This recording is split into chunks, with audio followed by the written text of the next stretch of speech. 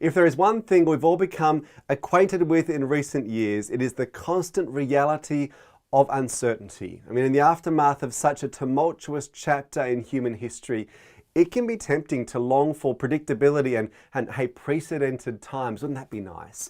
But now is not the time to shrink back or to look back. Now is the time for audacity, for adaptability, but most of all for agility. These things matter more than ever.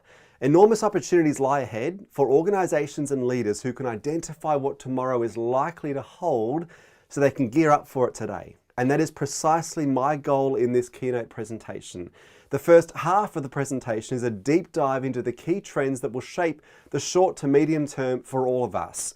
Part of this is about understanding the technology landscape and looking at the impact of things like artificial intelligence, quantum computing, and the metaverse. But it's more than just technology we need to get our heads around. I also take a detailed look at the future of work and unpack what it takes to lead high-performing hybrid teams. And this is no small feat.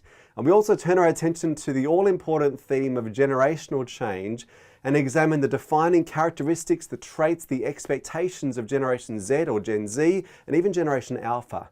But getting a clear sense of what's in store is only half of the equation. As the saying goes, you cannot find new treasure if you're using an old map.